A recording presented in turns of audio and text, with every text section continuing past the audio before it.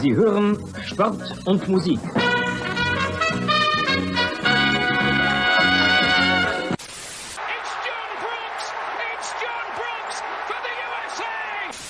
Spiel ist aus! Deutschland ist Weltmeister! In a world where fans fight over whether to call it football, or soccer, two German men defy the odds and call it Fußball. Bringing you inside the German-American football experience. And now, here are your hosts, the Schnitzel Boys. Happy. Hello. It's Tuesday. So weird. I know. It is Schnitzel night, but it's not our usual Schnitzel night. It is Tuesday night. And sorry to our listeners who. We're not here to point. We're not here to point fingers, but it's my fault. Who says we're not here to point fingers?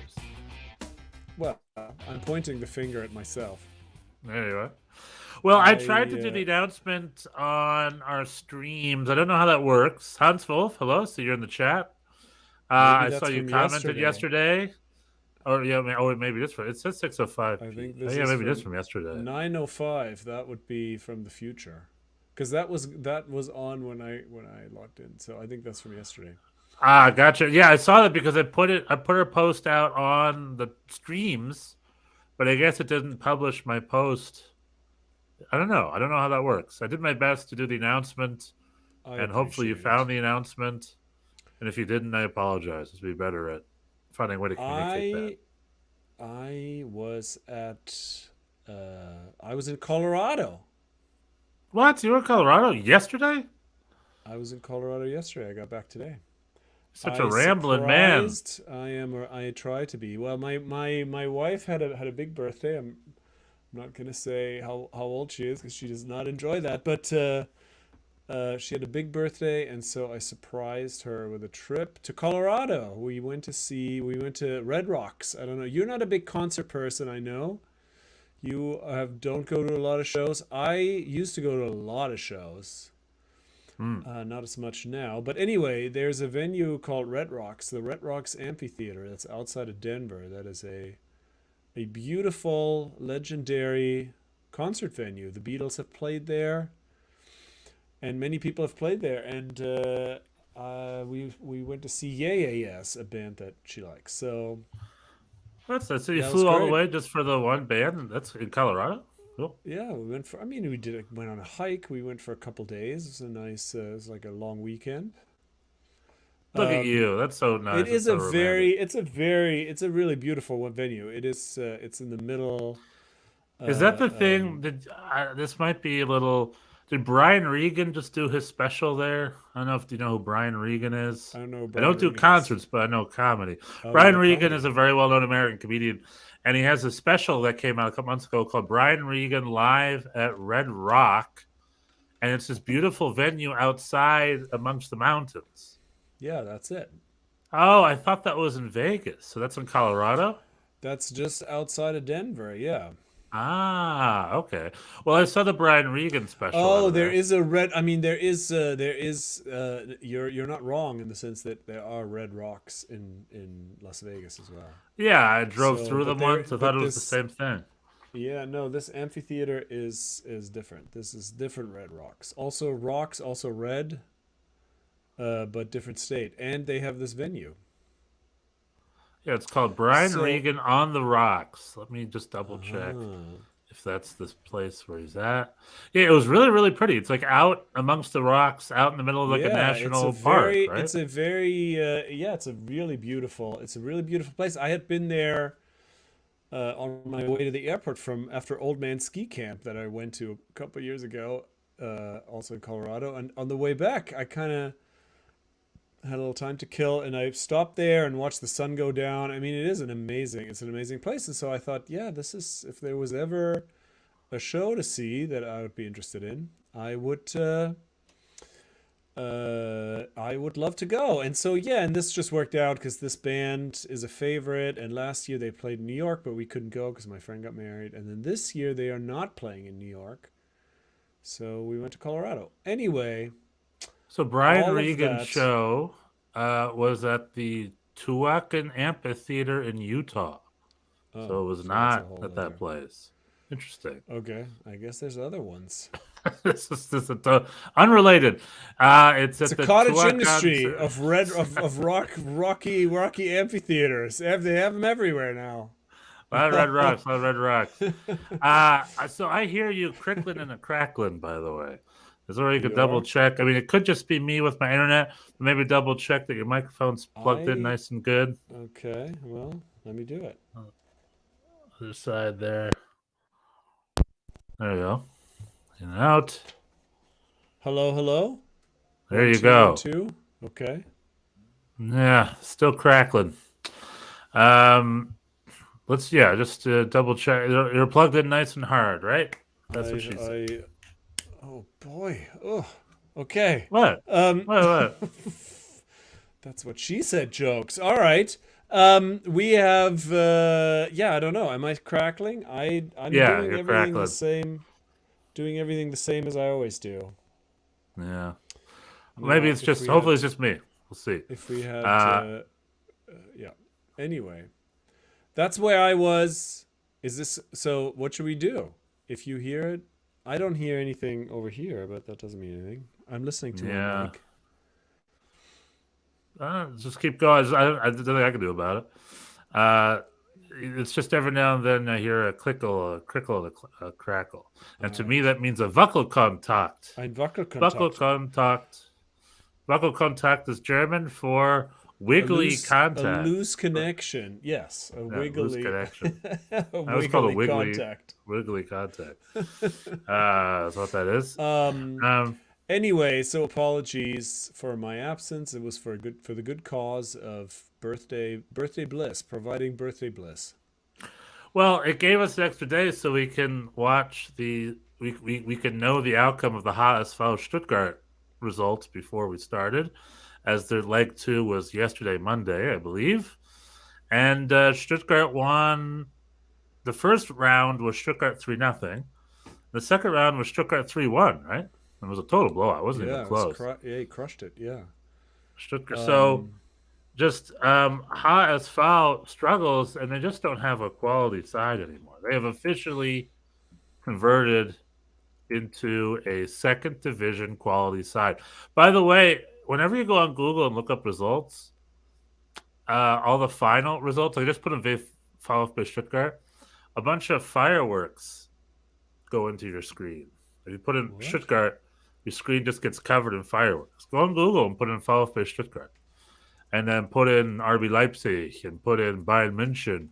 All the winning teams get fireworks celebrations on your computer. That's very nice. Oh, wow. There it is. Yeah. Any winning team, Google will be like, yay, it celebrates it with you. You get fireworks for not getting relegated? I mean, yeah. It's VfB Stuttgart gets Bundesliga for another year. So Google celebrates that. Good for them. Stuttgart up. Hamburg stays down. Heidenheim and Darmstadt up. But HSV down. Cruel. And I think their spirits were broken right after this overtime, this stoppage time. 2 stoppage time goals to keep them out of the Bundesliga. This relegation playoff usually does not go well for the higher league team, except now yet another relegation playoff for the 3rd division. Arminia Bielefeld. They used to be a Bundesliga team. Last season, right? A couple of years ago. Right? Okay. Yeah.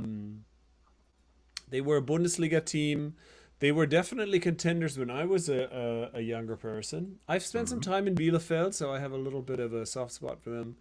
But what shows do you see in Bielefeld? What shows? I saw. You have time? I saw. Oh yeah. Bielefeld actually. If you want now, you open the floodgates here. You didn't realize, but Bielefeld is is like a mecca for alternative and hardcore punk shows. They have a couple of well, the legendary venue, I actually know if it still exists, was the Forum. The Forum in Enge. Enge is a small town outside of Bielefeld, and it was a club that was very sort of small, low ceilings. It was like a community center or whatever. But like a lot of bands played there. I saw the Screaming Trees there, which is a band from Seattle, and that was probably the loudest show I had ever been to. Screaming Trees? Screaming Trees, yeah, they were like they were a sub pop band. They were in that Nirvana Mudhoney vein, in the early 90s, before your time. Yeah, well, I was around. I mean, I didn't go to concerts, but I know Mudhoney, no Nirvana. Like, I was around. Grunge was my first. I guess I remember Rick Astley. Like when I was a little kid, I remember listening to Rick Astley in the car and stuff like that. Yeah. But grunge was my first sort of music era because like it was on MTV Unplugged, right? It was a lot of grunge. Courtney Love, Hole, Nirvana, Pearl Jam. This was all a little bit before that. This is before Nirvana. Nirvana really broke open the floodgates, I guess, in that regard, in terms of mainstream. But prior to that, before Nirvana became famous, there were a few years where there were a bunch of these bands, and they were touring Germany, because in Germany there was this network of clubs. They were these tiny places, and they'd all have like an apartment somewhere above or below or whatever. So it was very easy for these bands to kind of go through Europe and play gigs, etc. And so, that was a good time to see a bunch of shows. And so, in Bielefeld, there were I saw a bunch of good concerts. There was, I forgot what the name of this other place was. That was like a punk rock club where there was a bunch of hardcore shows. I saw Sonic Youth play there. That was in a slightly bigger venue because they were already a little bit more well known. We're all the Armenia Bielefeld players standing in front of you, and you're just like, shouldn't you guys be practicing right now? You guys have a big game tomorrow. And they're like, we'll be fine. And now they're in the third division. I don't know. These were the years my punk rock. Well, actually, that's not true. I was. Those were the Bochum years. So I don't know. I think Bielefeld at that point were not that good in the early 90s, I want to say. I don't know. I'd have to check. But I don't think they were. The party club. They were just partying all the time. Go to concerts. Anyway, all this, really what I was going to say is that Bielefeld were one of the few teams to today get relegated and being the losing team from the higher division. They lost their 2 relegations games against Wien Wiesbaden, a team that I had never heard of. Wiesbaden, I think, isn't that like? I know where Wiesbaden is. Wiesbaden is sort of near Frankfurt, somewhat. But SV Wien Wiesbaden is a team that I had not heard the name of basically until today, and now they're in Bundesliga 2. They won the first game at home 4-0, and so there was not much left to do. But Bielefeld lost at home also today, the second game against Wiesbaden. So very, very, very sad. Fabian Klos, the coach of Bielefeld, said he had no more tears left in his body. Oh, so poetic. After this loss. So he's like, there's only one thing that could heal me. That's a Sonic Youth concert coming up this weekend here at the amphitheater. No longer. They no longer exist. They had a falling out a couple of years ago. I do recommend Kim Gordon's autobiography. She's the bass player of Sonic Youth. Her autobiography, Girl in a Band, is worth reading if you have any interest in that kind of thing. Sure. Which I clearly do. Anyway, so this is the music special. So sad. I'm sad for Bielefeld. A pretty big fall to, I guess, 2 divisions in 3 years. It's always a little sad when that happens. But it's part of a trend, right? Where big clubs are falling, but small clubs are rising, right? Like these big clubs are heading their way down. Like I just looked up 1860 München the other day. They were in the 4th division. I think they're in the 3rd division. But like they're going bye-bye. HSV can't get themselves out of the 2nd division. Schalke's going down again. Stuttgart Hertha. just saved themselves. Hertha. However, here comes Wiesbaden, Heidenheim. here comes Heidenheim. Darmstadt's coming back. Union Berlin just made Champions League. It's like these little clubs. St. Pauli went on that crazy unbeaten run. They almost made their way back to the Bundesliga.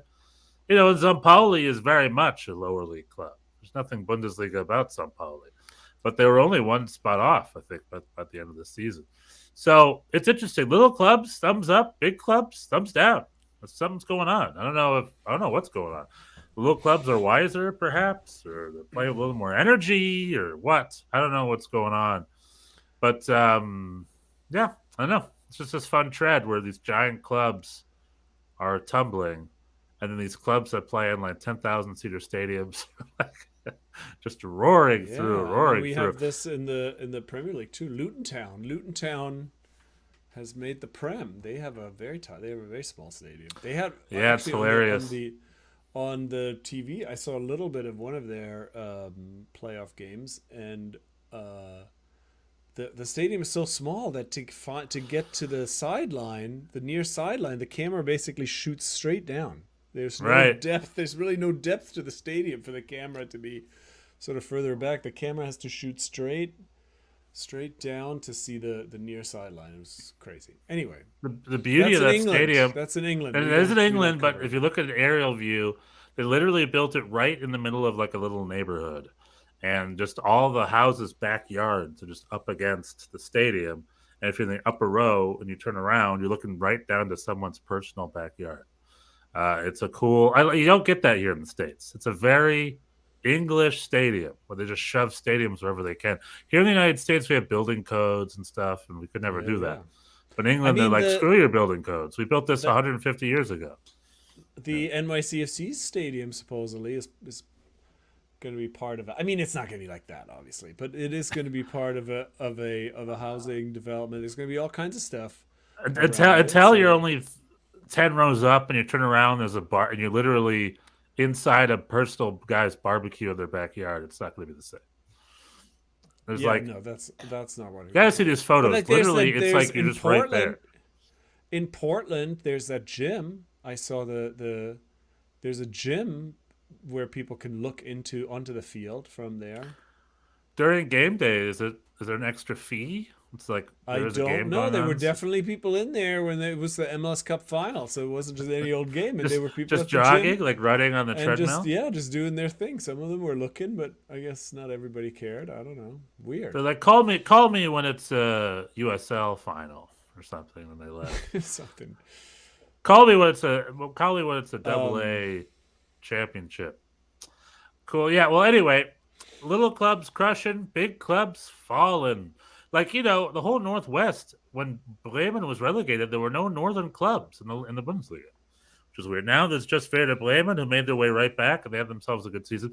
But anyway, also speaking of little cities, I guess that's a little, but RB Leipzig won themselves another title.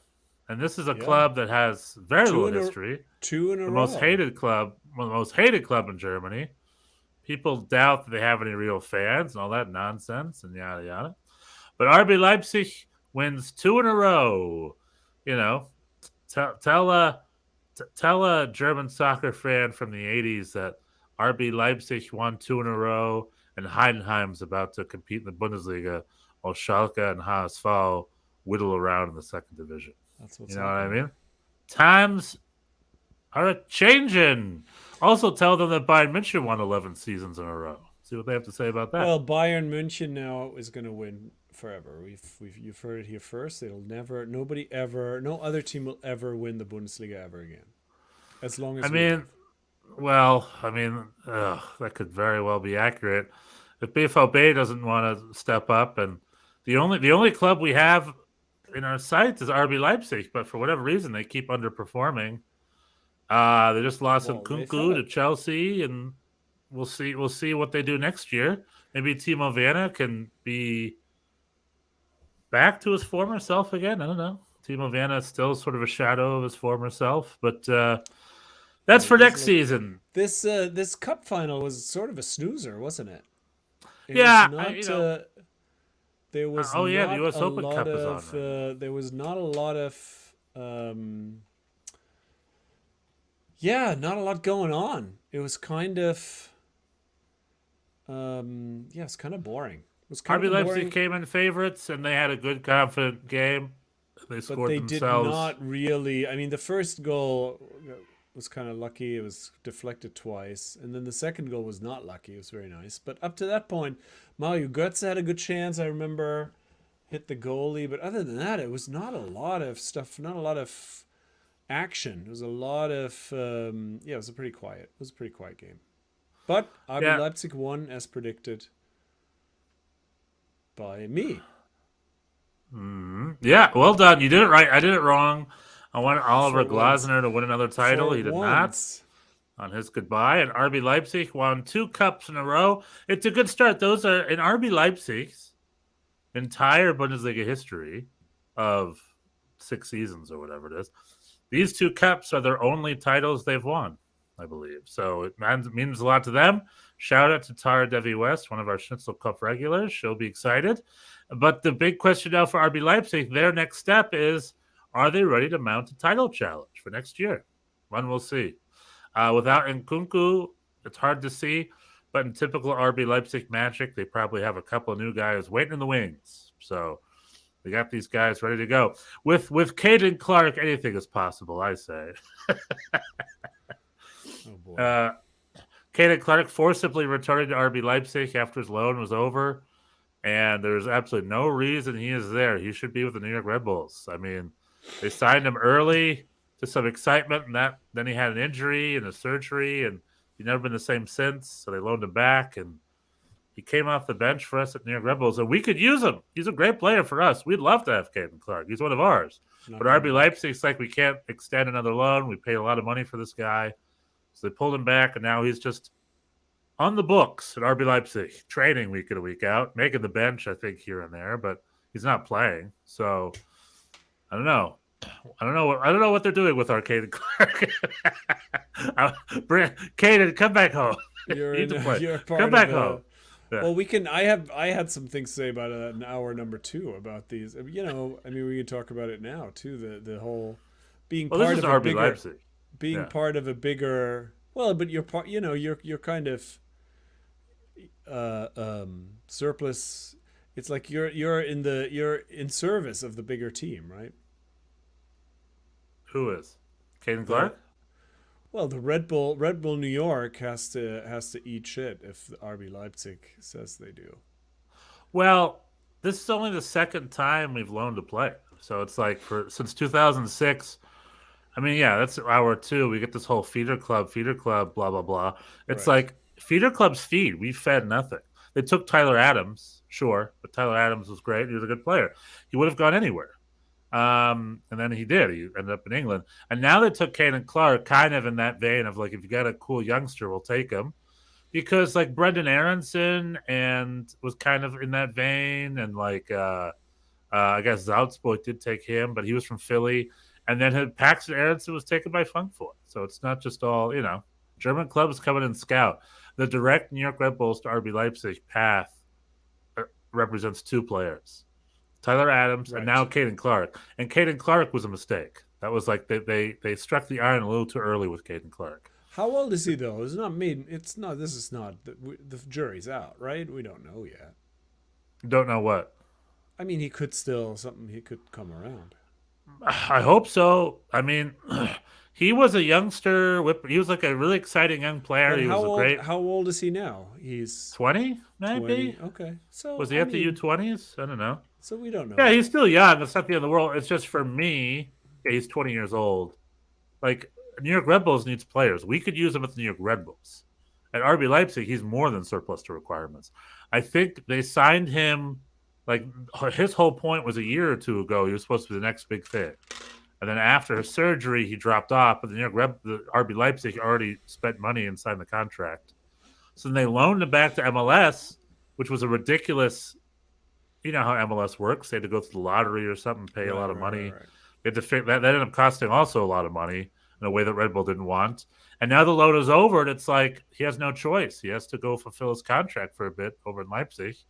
So he's there. I hope he works hard. I hope he tries to get himself in the roster. But if you can't get in the New York Red Bulls roster when we had no players, like our roster's thin, and he couldn't even break the starting lineup there. What chance does he have to break the starting lineup in Leipzig? Well, slim to none. We got a chat. We got Hans Wolf is back, and we got Mank at Heart Yank. I like that name. It rhymes. Mank at Heart Yank. How you doing? That's right. New York Red Bulls does need restructuring. Oh, we'll talk about that in hour 2. I've got plenty to say about that. We got U.S. Open Cup. Cincy and River Dogs, but unfortunately, the River Dogs, Pittsburgh River Dogs, they're Cinderella. River Hounds, right? They're the River Hounds. Oh yeah, the River Hounds. I guess Hound's a dog. River Hounds. Yeah. I mean, just in that beautiful stadium of theirs, they're eliminated. We got Cincinnati is unstoppable right now, and they were playing their full. They were playing their full team too, so they won. And right now, Chicago is losing at halftime to Houston, 1-2. That's still going though. The Cincinnati game's over. Well, you know how RB Leipzig gets the DFB Pokal and they love it. It's their title. The U.S. Open Cup is a title for people. Found you guys in the Open Cup comments. Heck yeah, that's my work. Let's go. That's my work. Whenever the Open Cups are on YouTube, I always flash our show in the comments every 10 minutes. It's like, hey, free advertising. There's 10,000 people watching this game. Free advertising. Come to our podcast. Excellent. Yeah, I'm hustling. I'm glad it worked. This makes me happy. Yeah, we are a German-American soccer podcast. We have a Germany hour now. And then at 7 o'clock, we have our USA hour, Western time. My time. I'm in LA. Bjorn's in New York. So we'll talk all USA in the USA hour. Right now, we're just touching on the German league with Yanks abroad and what's going on in Germany. And we're interactive. So if you have any questions or anything or want to talk to us, we're friends now. So talk to us in the chat. So we have we have 2 national team things to talk about, right? Yeah. Number 1, there's a game coming up. I know, and where I'll be. The Schnitzel Boys Super Bowl, basically. Germany is playing the U.S. At your home stadium in East Hartford, Connecticut. In my whole, my home. It's not a. I've been to that stadium twice. Yeah, I know you have to. NYCFC have played twice in Hartford, and I've been to both of those. I went to both of those games. The first one being memorable in the sense that 5-2 Maxi Morales scored a header in that game, which that was only once that happened because he's very, very short, very diminutive. But yeah, I was really looking forward to this, but I also have a big trip planned to Germany in October. And sure enough, when it was originally this game was supposed to be over the summertime, they postponed it from June to October. And then they finally announced it, and sure enough, I'm going to be frickin' in Germany when they're finally here. I would love to have gone to that game. But I get to watch it on German TV, so I get to hear the German commentators talk about Josie Altidore, or not Josie Altidore, whoever's going to be on the Josie Altidore. I get to hear them talk about Jordan. Oh, Morris. it's a testimonial. It's a retro. Yeah, it's the soccer tournament, which we haven't talked about yet.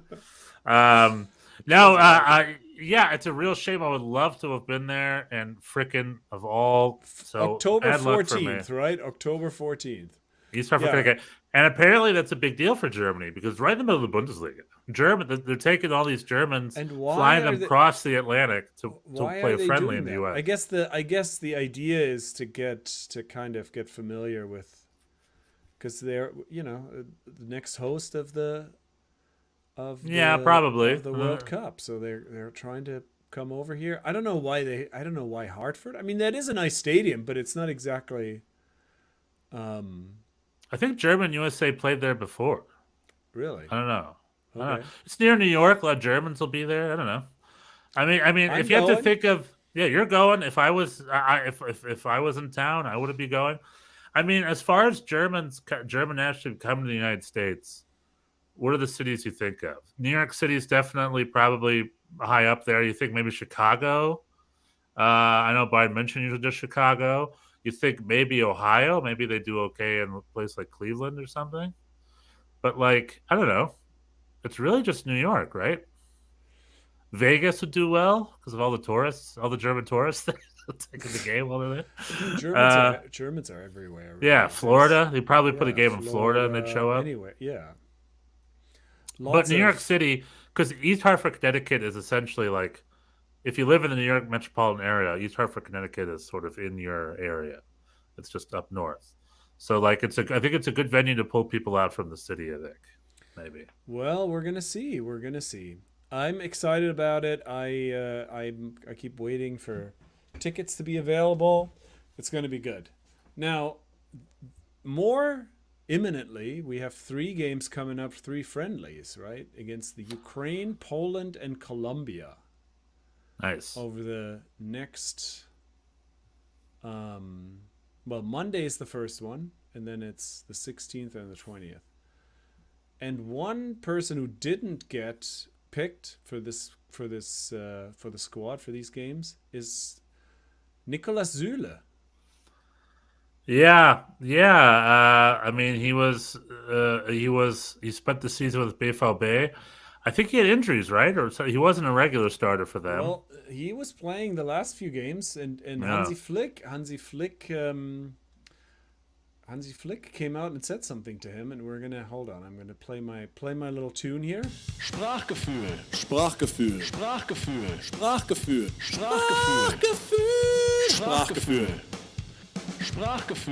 Sprachgefühl is the part of the show when we tell you German things that Germans say that are sort of idioms, specific phrases that are hard to translate. So we're going to help with that. Mank at Heart Yank says Süle is a tank on FIFA. Yeah, because he's very fast. He's big and he's fast for a center back. He's a big dude. He has good stats. And Hansi Flick says he could be one of the best center backs of the world, but he says lässt noch einiges liegen. And how are we going to translate? Lässt noch einiges Literally liegen. translated means he leaves stuff laying there, right? Is that what that means? He leaves. In my mind, he leaves more to be desired. What's that English expression? It's like, well, what it means is like he doesn't live up to his potential. He lässt einiges liegen. It's basically he's leaving things on the table. He's leaving things. Now, is that criticizing his training commitment, or is that criticizing his off-field? Well, he's saying his attitude and his mentality. He needs him to take a step forward, and because he's so good and his potential is so high, he sees the danger that he doesn't feel challenged enough, and he sort of goes by on 80% intensity, and. So well, this is when we get into the math, right? The math always. So 80%, he's at 80% in the league, says Hansi Flick. He was 90% happy with him when at the World Cup, says Flick. He was 90% happy with his performance, but the 10%. But I know this is science. This is Hansi science with Hansi Flick. So. In the league, Süle is playing at 80%, according to Hansi Flick. At the World Cup, he was at 90%. Flick was at 90% and 90% happy. But the 10% that are missing, those are the difference. Well, Hansi Flick knows him from Bayern. They won titles together at Bayern. Mm-hmm. And it sounds like Hansi Flick is challenging Niklas Süle, and I like that. Because Niklas Süle is one of our main center backs, and we have a history of great center backs. I mean, Jürgen Kohler, we have all these great center backs. Franz Beckenbauer, and the list goes on and on. We've had great center backs. Christian Wons, is he one? Guido Buchwald, yeah. There you go. So we've had this great tradition, and so it's a coveted spot for our national team. And right now, Mats Hummels a little too old. Nico Schlotterbeck's full of mistakes. And Niklas Süle, I think Hansi Flick is looking at Niklas Süle and be like, you should be. And Tony Rudiger is our best center back. You right should now. be. He's pretty Yeah, solid. you should be. You should be up there exactly. And Because I think it's that's like, come on, you have the because he's 28 or whatever. He's getting into his prime years. So Hansi Flick is like, Süle, that's you. Like if you put your mind to it, you're our world class center back. You could be that good. And he's also saying, even though you at 80 or 90% might be better than some other players, the fact that you are not going all out and you're not maximizing your potential, that doesn't sit well with me. Das entspricht nicht meiner Mentalität, says Hansi Flick. To get by on to get by on less is not his mentality. So that's not flying with him, and so hopefully also, this is a warning shot for Niklas Süle. It's also very telling. Like this also puts a little more perspective in his move to leave Bayern München and go to Borussia Dortmund on a free. Right? That was a little bit of not a head scratcher, but it was like, all right, I don't know, maybe I don't know. That's like maybe he's from that area or something. We had that whole quote from Rummenigge, right, where he was like, well, he's. I mean, I guess they did not. I mean, I think this probably is not a new thing. This is probably how Hansi Flick felt about him then. You know, that he was like, well, we can get by without him. Hans Wolf wants me to translate the word Hubschrauber. Hubschrauber is helicopter. Right? Yeah, isn't that a helicopter? Yeah. Hubschrauber, Jürgen Klinsmann's favorite method of transportation. Also, you're invited to a party bus to the game, man. Yeah, to the game. Let's go. Totally. How big is this bus, Hans Wolf? By party bus, do you mean Honda Civic, or are we talking excited. A real? I would love to go on a party bus to Hartford. That sounds amazing. Man, I really want to come. Yeah, maybe I should fly in from Germany just for that game and then fly back. You should take a Hubschrauber from Germany. A blade, the most expensive blade ever. To get I go into the Hubschrauber and I'm like, to Connecticut, please. Bitte, zum Connecticut. Maybe your brother could fly me. That would be pretty. I mean, he's just getting his license. You would be, that would be. I'm a man on a budget, so just like, you need a test flight. I need a free ride. Let's get this going. Let's go. Let's get this if going. If we go down, so be it. Yeah. Yeah, whatever. It was worth it. No, very cool. Süle is a take on FIFA WWE Raw, just in Hartford. That's right. Hartford. Go you Hart. World capital. Is that an expression? Do you say go? Oh, like University of Hartford? Is that what that is? Well, UConn is there, right? Yeah. Isn't it UConn? I've done some shows in Hartford. One of the worst shows I ever did was in Hartford, Connecticut. Oh, that's I think it was. Fun memories. Connecticut has more. I think it's Hartford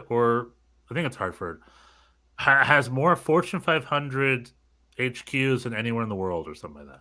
Some crazy stat like that. Even more than New York City because it's right down the street and it's like, so it's full of a lot of business execs. It's not the punk rock scene we were talking about earlier. Just put it that way.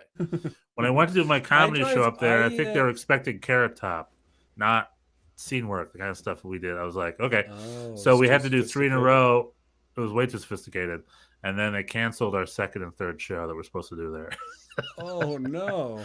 I'll always remember. It was one of those. I've had some great nights on stage, but I've had some brutal nights on stage in my life.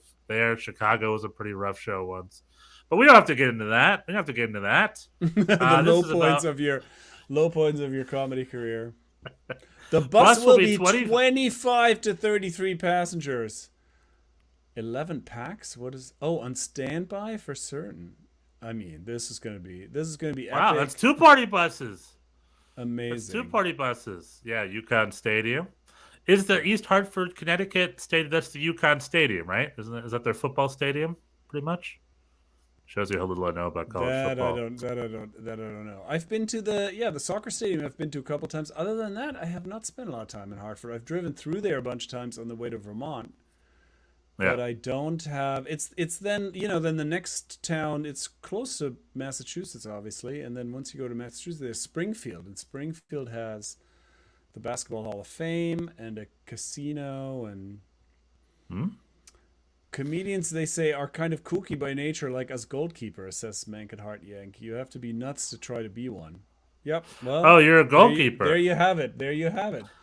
Like goalkeepers, we're a little bit different from the Brood. We're doing it. We're in the same sport, but we're doing our own thing. It's like comedian. We're in the same life, but we're looking at it from a different perspective. A little different. A little different. A little more damaged, if you will. More damaged goods. Anywho, so Zula's been called out. I like that. But Nico Schlotterbeck makes the team again. Did Nico Schlotterbeck revive his... Because he was quite a sore point for a 2022 performance. Nico Schlotterbeck was not amazing.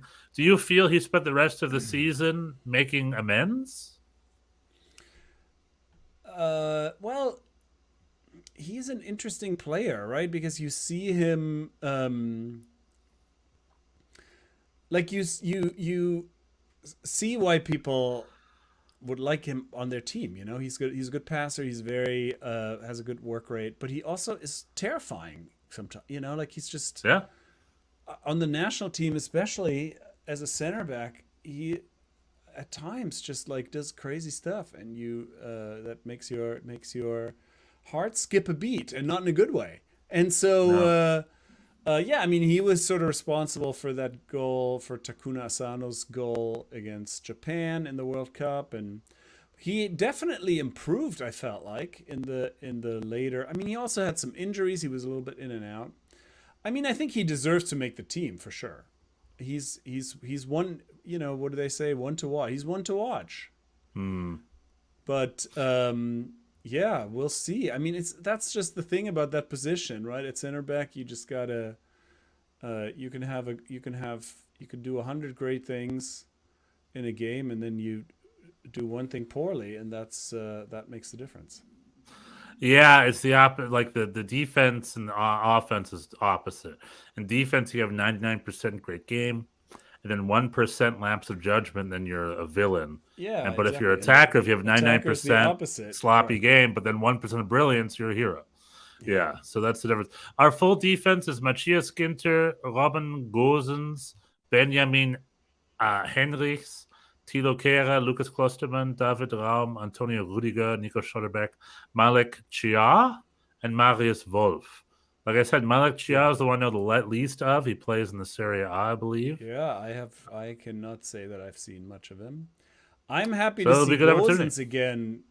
I thought Gosens I really liked him in the Euros, but then he didn't make the World Cup. He had injuries, etc. So I'm happy to see him back. Wirtz is back. He was the song of the summer in 2021. Yeah, hopefully we'll see him back. Yeah. And Kai Havertz coming off, just like Pulisic with the U.S. right now, coming off that crazy, disastrous Chelsea season.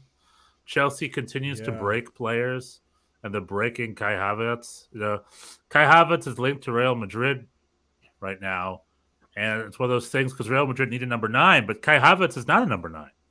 He's like, I'll do number 9 for you because no one else is around. But that's not really his role. Kai Havertz is more of an 11. He's more of a shadow striker. He's more of a... second striker, maybe a winger, maybe a midfielder. Yeah, it's unclear. It's unclear. Well, Real Madrid needs people. Benzema took the Saudi money and left, and now they're looking for players. So we will see. We'll see. Yeah. I mean, Timo Werner's on the roster, but again, that's just old hat, right? What has Timo Werner done the last 6 months? Let's pretend he never played for the national team before, and this was his rookie season. Would he be making the national team? Yeah, he's been very up and down for Leipzig. I mean, he's started a lot of games. He hasn't finished a lot of games. He's usually the first guy to come off. Yeah, I don't know. Question mark. There's a lot of questions for the national team. Let's see if Hansi Flick Serge Gnabry. I mean, yeah, we've had, we just got knocked out in the group stage of the World Cup. There's no... Twice. Twice in a row. There's not a lot of Yeah, it's unclear. It's unclear where this team stands, and especially offensively, I think we don't have that Knipse. Although Füllkrug was good, we'll see if he can keep that up. Keep it up, There's no Serge Gnabry either. I don't know if he has an injury. I haven't heard anything, or if he's just out. Yeah, Kai Havertz needs a new job. The Chelsea, yeah, we'll see. Christopher Nkunku is getting shipped into that dumpster fire. We'll see if they can recover with their new coach. But Guri Fowler disclosed that Gnabry is battling an ankle injury, which is why they didn't let him in. At least that's the story. Okay. Karim Adeyemi is not there. Mario Götze is not there. Mario Götze is not there. You said Kotchap. Marco Reus is not there. I wonder if Marco Reus is he still battling an injury? Yeah. I don't know. Meanwhile, everybody's going to Saudi Arabia. Yeah, as Mankat Hart Yang is pointing out, Kante to Saudi Arabia as well. Yeah, Kante, Benzema, Messi, perhaps. Yeah. Or are the rumors true? He's about to play in MLS and also be like a 30% owner of MLS, or something like that, or whatever those rumors are. Those rumors have gone very, very quiet. I think he'll take the Saudi money unless Barcelona can somehow turn their sofas over a couple more times and see if another couple $100 million fall out. Yeah, they signed some other NFT company. This is kind of related to Barcelona's doing.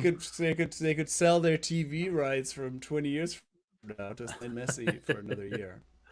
They're essentially doing. I guess we didn't really bring it up. You said there were two topics type of national team. What was the other topic? Did you cover your national team? Yeah, we talked about Zula, and we talked about the game, the October game. Oh yeah, Hartford and the big party bus. I guess the other big news, which we'll leave for next time. Big news. That's the big news. The party bus is the biggest news. That is, especially a 33-person party bus. Yeah, I might have to change my plans and fly back. Might have to and take do the this Hubschrauber. Take the Hubschrauber across the whole Atlantic. How much gas do we need for that? How far can helicopters go? I don't know. But I guess there was recent news. I'll just touch on before we leave. Speaking of making money, because I'm not a businessman, Bjorn. I mean, you're probably more of a businessman than me. I don't know. All I know is that I'm seeing clubs like Barcelona and whatnot. And what'd you say? I'm questioning that. What am I in the business of? I mean, I'm a freelancer, I guess. You're a freelance man. You make, you're doing well. I'm a one-man business. Yeah. Yeah, it's more than me. I'm a no-man business. No man's land.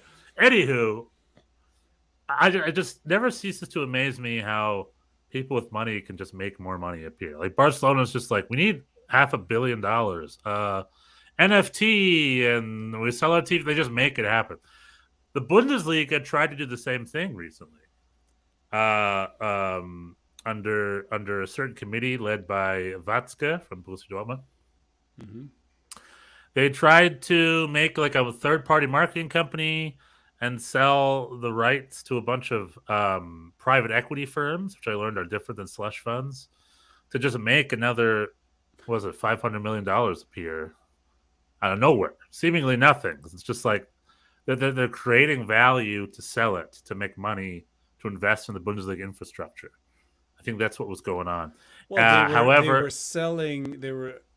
they were going to sell them part of their media rights, and that's they were going to start a new company about the media rights, including NFTs, which is hip and hot that I do not understand, and global TV rights and yada yada. They're going to create that company and then sell it to a bunch of private investors, and they were going to use that as a cash flow, almost like a free loan, pretty much. Not a loan, like just a cash injection. I guess it's a loan.